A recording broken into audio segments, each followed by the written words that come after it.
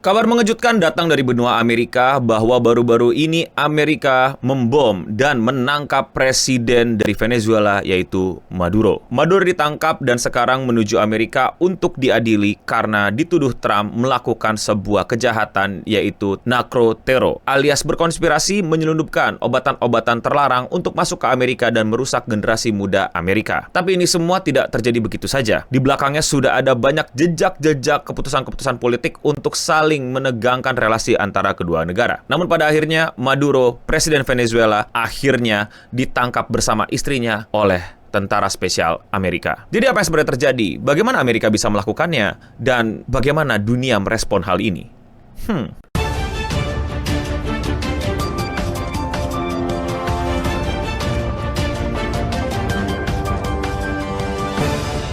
US strikes Venezuela and captures Maduro. Trump says we are going to run the country for now. We're going to run the country until such time as we can do a safe, proper, and judicious transition. So we don't want to be involved with having somebody else get in, and we have the same situation that we had for the last long period of years. Ketegangan antara Amerika dengan Venezuela itu udah gue bahas lebih lengkap dan detail di video yang thumbnailnya kayak gini. Silakan kalian nonton dulu, silakan kalian cari dulu channel gue dan kalian jadi bisa lebih paham apa yang sebenarnya terjadi sebelum kejadian penangkapan Presiden Maduro. Tapi singkat cerita, ini bukan kayak sesuatu yang tiba-tiba terjadi. Bahkan dari periode sebelumnya, Donald Trump itu sudah menandai Venezuela sebagai sesuatu yang mengganjalnya. Dan pada periode 2, Trump sudah mulai keras ke Venezuela, menegur bahkan sampai melakukan aksi yang cukup mengerikan. Salah satunya adalah menghancurkan salah satu kapal yang diduga digunakan untuk menyelundupkan obatan-obatan terlarang ke Amerika. The Pentagon says it's carried out another series of airstrikes against 5 more vessels it said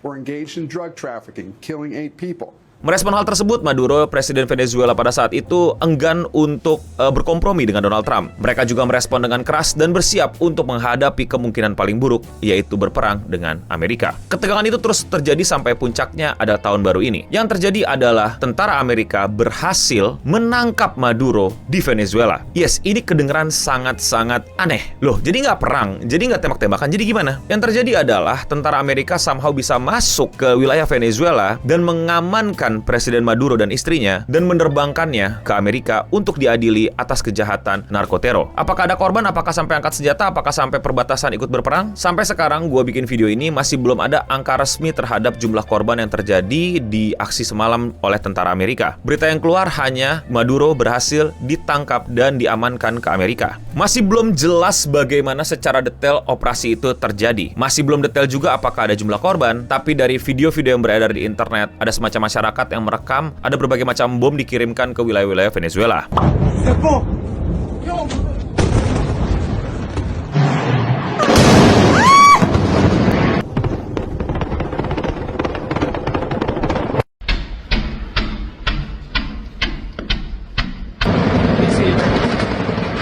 Dan setelah itu Trump mengumumkan bahwa Maduro berhasil ditangkap. Successfully captured Maduro in the dead of night.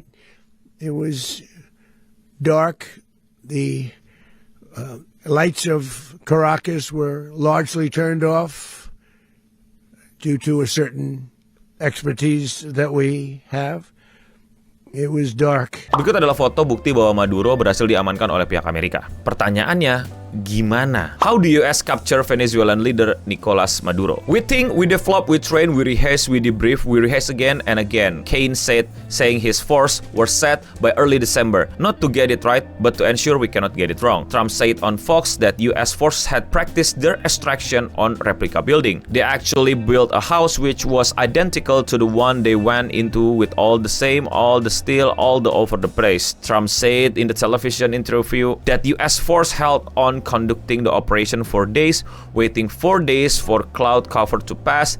Kane said that on Friday night, the weather broke just enough, clearing a path that only the most skilled aviators in the world could move through. Adding the helicopter flew low to the water to enter Venezuela and were covered above by protection US aircraft. Trump said the US operation was dark and it was deadly, adding that the lights on Caracas were largely turned off due to certain expertise that we have, but giving no further detail. Jadi yang bisa kita tangkap tangkap dari proses ini gimana sih kok bisa tiba-tiba ada negara orang lain masuk ke negara orang lain tentaranya dan berhasil menangkap presiden negara tersebut. Yang dimana banyak timbul pertanyaan, kok bisa-bisanya presiden nggak dijaga ketat? Kok bisa-bisanya nggak jelas, nggak ada perlawanan, nggak ada kayak semacam orang angkat senjata dan ngebelain? Kok bisa-bisanya Amerika keluar masuk dengan mudahnya? Ya tentu saja pertanyaan-pertanyaan tersebut belum dijawab secara jelas oleh pihak-pihak Amerika. Tapi yang bisa mereka jawab adalah misi berhasil, Maduro berhasil diekstrak dan sekarang dia berada di Amerika. Sebelum kita lanjut, gue mau ngingetin kembali bahwa merch official kita, ini dia nih, Clean Sound, itu udah bisa dibeli di Shopee. For information aja, jumlahnya udah semakin sedikit, ukuran udah banyak yang habis, beberapa ukuran udah banyak yang habis, dan ini limited kolaborasi sama Meganeko. Biasanya kami jual di event, dan sekarang event udah pada selesai, berganti tahun, dan sisanya sekarang kita jual di online. Jadi buruan beli sebelum kehabisan, linknya di deskripsi di bawah, atau sekitar sedikit kayaknya keranjang YouTube udah keluar kali ya. Dan itu adalah hal yang terbaik bisa kalian lakukan untuk nge-support channel ini. Thank you udah support gue. Selain support gue, lu juga lebih keren dengan merch-merch kita. Now back to the video. Dan semakin dipikir-pikir semakin aneh karena Maduro kan jelas-jelas lagi dalam tensi gitu sama Amerika. Sudah pasti harusnya penjagaannya diperketat, keamanannya lebih diperketat, dan lain-lain. Tapi ternyata nah waktu awal-awal Trump itu lebih mention terhadap obat-obatan terlarang. Tapi sekarang di pidato terakhirnya Trump dengan jelas bakal bilang they will run the country. Mereka akan menjalankan pemerintahan di Venezuela. We're going to run the country until such time as we can do a safe, proper, and judicious transition. So we don't want to be involved with having somebody else get in and we have the same situation that we had for the last long period of years. Dan buat yang belum tahu, Venezuela itu punya oil. Yes, oil. Amerika, oil. Dan Trump terang-terangan bilang akan ngurus oilnya. As everyone knows, the oil business in Venezuela has been a bust, a total bust for a long period of time. They were pumping almost nothing by comparison to what they could have been pumping and what could have taken place. We're going to have our very large United States oil companies, the biggest anywhere in the world, go in, spend billions of dollars, fix the badly broken infrastructure, the oil infrastructure, and start making money for the country. Pertanyaan berikutnya, bagaimana masyarakat Venezuela? Sebenarnya kalian bisa lihat beberapa masyarakatnya itu bahkan selebrasi ketika Maduro itu berhasil ditangkap sama Amerika.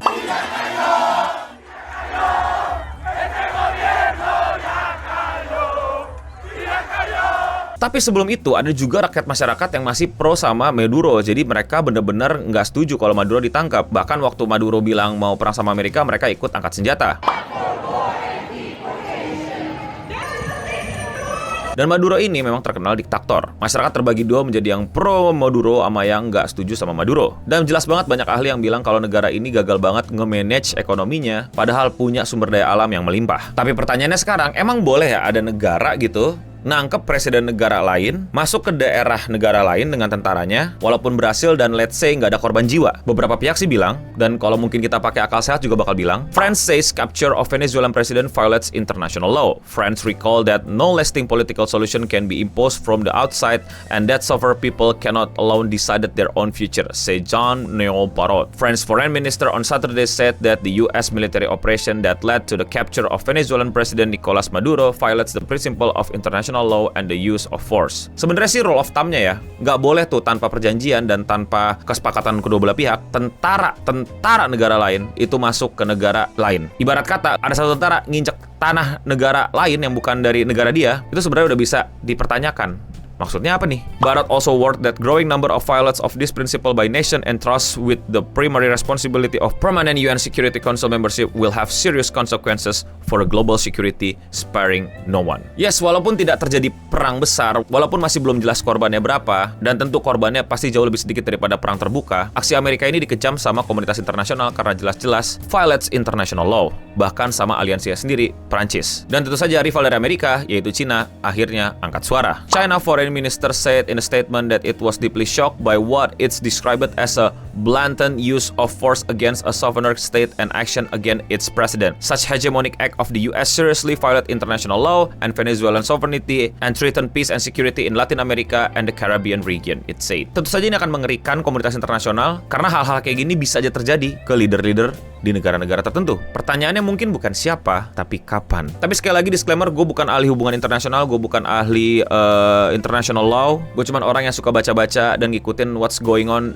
di luar negara gue. Jadi tentu saja kalau misalnya ada koreksi, ada tambahan, ada masukan, ada poin-poin yang pengen kalian ucapkan, please banget koreksi gue, benerin gue di kolom komentar di bawah. Sekali lagi, ini bukan channel berita, udah pasti info-info telat, udah pasti info-info bakal lebih update di tempat-tempat yang berita. Gue cuma suka sharing apa yang lagi gue ikutin dan apa yang lagi gue baca ke para subscribers gue. Tapi kalau menurut kalian bagaimana? Komen di bawah. Jadi itu aja, jangan lupa subscribe. Kalau udah subscribe, like, dan sampai ketemu di video-video berikutnya. Stay clean and sound.